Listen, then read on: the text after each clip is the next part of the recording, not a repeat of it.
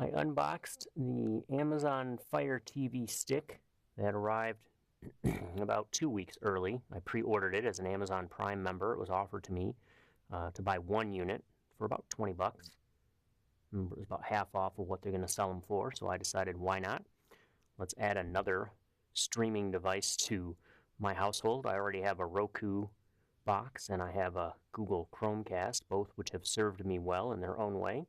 And I figured I would add this to one of the other TVs in the house and see what we can do with it at half price. Wasn't a bad deal at all. The boxing is pretty standard for Amazon these days if you've gotten any sort of a Kindle or Kindle Fire device. This is the actual Fire TV Stick right here. It pretty much is just that, just a stick that's going to allow us to stream. One thing I have noticed right away that there is no lights on it. There's no indicator lights, no power lights of any kind. I compare that to the Google Chromecast that does have some indicator lights on it. I kind of like that. I like to know that something's got power going to it and get some indication other than what you would see on the screen, but Amazon didn't feel it was necessary, so who am I to judge? It also comes with a remote. Looks pretty basic. Play and pause, fast forward, rewind. You got a home button. We'll see what some of this does after we get things going here.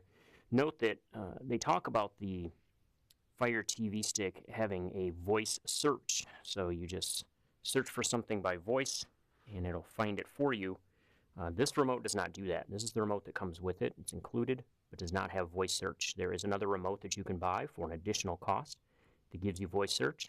I have downloaded the app. There is a Fire TV app available for Android phones. They claim it's coming soon for iOS. But for the Android phone, you can get it either at the Google Play Store or at the Amazon App Store. That is supposed to give us voice search and functionality of a remote built into your phone.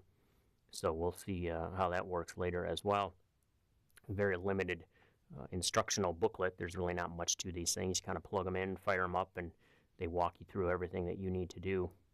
It comes with a power block to plug into your electrical outlet, and this is a cord. It's not bad in terms of length. Note that it can be used for a USB plug on the back of your television if you have it. Many of the new TVs do. Near the HDMI ports, you will have a USB plug that provides power. That's how I have my Google Chromecast powered right now on another TV. There was a note on the Fire Stick that Amazon said that for best performance, they recommend that you use the electrical plug that came with it, a little power block. So we'll go ahead and do what Amazon recommends to make sure it's getting all the power that it needs.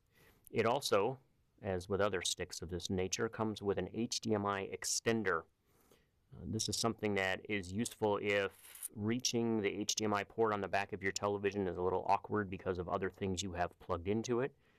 Maybe you have 2 or 3 plugs on the back of your television for HDMI, and as you start to add those up, they can get in each other's way, so that will help. Some people also use these extenders to boost the Wi-Fi signal because it gets the device away from the back of your television, gets it out into the air a little bit more, and you can get more reception from your Wi-Fi signal. I first learned about that with the Google Chromecast when I hooked that up. I didn't need the device hooked up with an extender just to make it work. But I found that I have a better reception when I use the HDMI extender, and so and I'm not alone with that. So I have left that plugged in. I'm going to try the Fire TV Stick without the extender because of the television's location of the one that I'm going to plug this into. It's pretty close to one of my Wi-Fi routers, so hopefully I won't need the extender, and it's one less thing to have plugged in. Although it is one more thing to stick in a drawer somewhere and try to figure out where the heck I put it someday when I might need it. Okay, so let's get this fired up and we'll see what happens.